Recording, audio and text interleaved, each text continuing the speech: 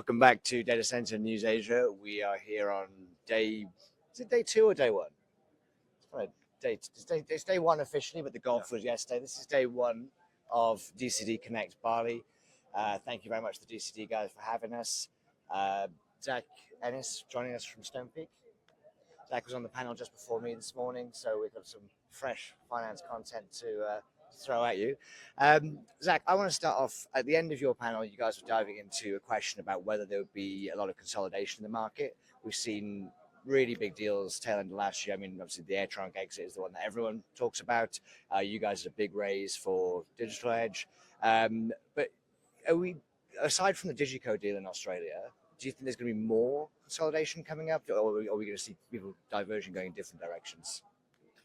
Yeah, I think I would start with, longer term, where do we see sort of sustainable pathways for continued growth in the space? It's either in the public equities market, which we see in India, potential opportunities in other markets, or increased separation between the propco and the real estate side of the business and the operating side, where I think you can have a much more decentralized propco space, but I think likely the opcos and the operators, you will see some continued consolidation as the potential customers like to see.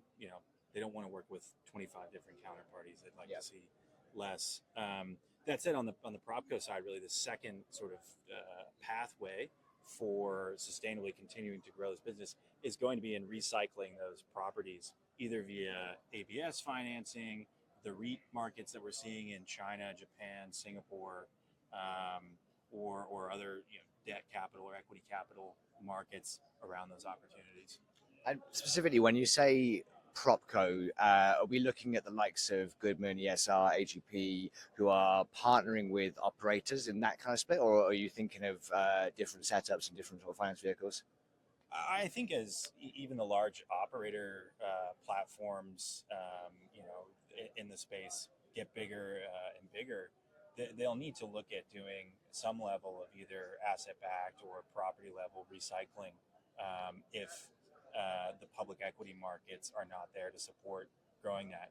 Ultimately, I think you need to tap into public equity markets, insurance, or other mutual fund capital to continue to grow these at the scale of capital required. Do you see, when a company becomes public, I mean, I'd look at, say, Digital Realty or Equinix and say they're raising private capital to get some of the big CapEx projects through. It's really difficult for a public company to do that sometimes. Do you see that differently, or are there different ways that once you list a public company, they can still raise the funding needed? I think it's going to be a mix of both. And if you limit yourself to just one source of capital there, it's going to be constraining. I think the platforms that are going to be most successful are the ones that are keeping many avenues open to raise that capital, and that's going to give you the biggest universe of potential options when different windows close, and allow you to get the tightest cost of capital possible.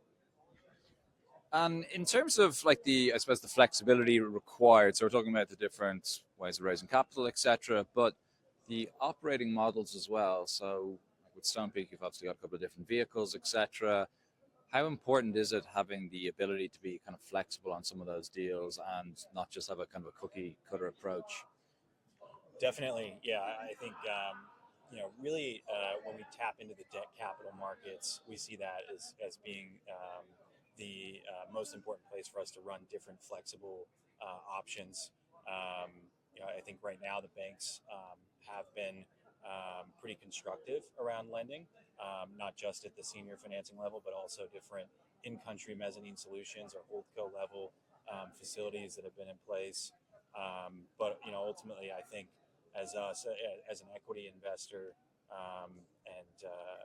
it's up to us to be sort of the flexible capital and come up with unique structures, but manage as many options as we can on the debt capital market side to maximize value for us and optimize around that cost of capital.